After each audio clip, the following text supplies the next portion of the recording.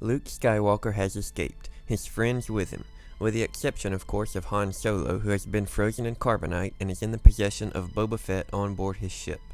Emperor Palpatine has requested that Darth Vader make contact with him. However, Vader is currently unavailable. Vader, now aboard his shuttle, only in the presence of a droid, Z-67, and Death Troopers who are accompanying him to his destination. Skywalker, Vader says, I will find him again when the time is right. For now, we will track down everyone who hid the boy from me, everyone who made him weak, and destroy them. Vader's shuttle flies towards the planet where the boy was first seen, Tatooine. Vader, along with his droid and troopers, touch down on the sand-covered planet, where the droid searches a terminal for local records which leads them to the Lars family home. Vader can't help but have flashbacks of his life as Anakin, his past life on Tatooine, his mother, meeting the Lars family, his time there with Padme. At some point, Owen and Beru adopted a child named Luke Skywalker, Z-67 says as he and Vader search the Lars home. There's little in the official record about the lad. The droid continues on about the animosity between Tatooine moisture farmers and Tusken raiders, and how Shmi Skywalker was killed by Tuskens, only for them to be massacred shortly after. Nothing, of course, that Vader didn't already know. The Lars are dead and can't be punished. However, in his anger, Vader ignites his lightsaber and unleashes on a group of nearby individuals who tried to attack Vader himself. This, of course, doesn't end well for them, and Vader destroys them only to head to his next stop, Coruscant. He finds himself standing in the middle of the apartment home of Padme. She was the mother, Vader tells Z-67. Only her most trusted allies could have known she was pregnant and stolen the boy before she died. Did they bring her here? Did they leave a trace? The droid says that the security recordings from that time are missing. He does manage to find a scout transmitter which leads them to the planet Vindaxa. It's there that he encounters a woman with a striking similarity to his late wife. He eventually learns that she was one of the Queen's shadow, a handmaiden of Padme. Sabe, the Queen's double. Sabe wants to learn the truth behind Padme's death. She wants revenge. She seemingly agrees to work with Vader to learn all that she can. You fear me, Vader tells her. Good. Let that fear guide you. I will always triumph. If you serve me, so will you. Sabe tells Vader that after Padme's funeral, they broke into the quarters to take the chamber's security recordings, searching for clues, searching for a hint of who really killed her.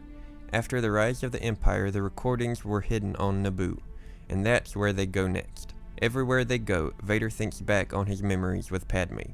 They meet up with friends of Sabe who at first try to attack Vader but is stopped by Sabe.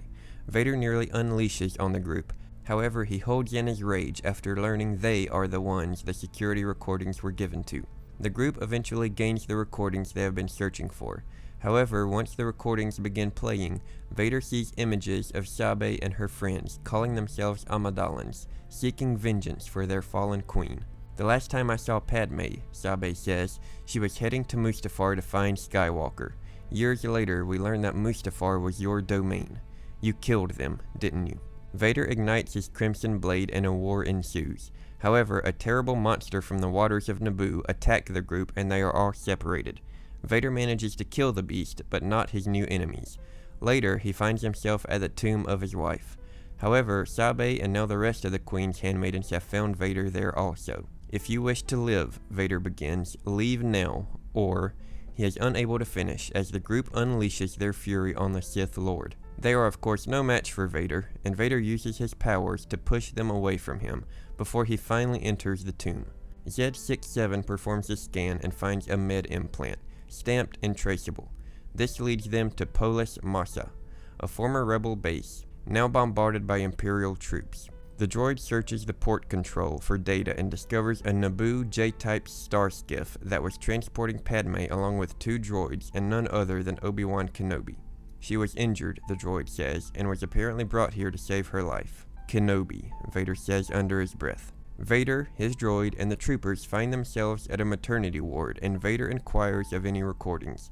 The data's core has been destroyed, the droid says. I'm sorry, Lord Vader, there's nothing here to recover. Or so they thought.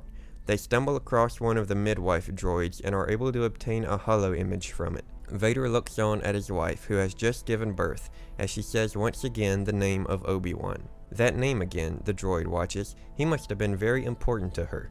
Vader, of course, doesn't take kindly to this, and in a blinding fit of rage, slashes Z67 in two. There's good in him, the image continues to play. I know there's still, and she is gone. Though Vader's journey didn't give him the full revenge he was looking for, the Lars family was dead. He's killed Obi-Wan, but in the back of Vader's mind, he still knows he was lied to by his master Palpatine. If you'd like to see the video where Vader finds out Luke is actually his son, I'll link that one below. I just started reading this series and I'm about to begin the next arc, which I'm really looking forward to, and I'm excited to make plenty more videos of Vader in the future. As always, thank you for watching, and may the Force be with you.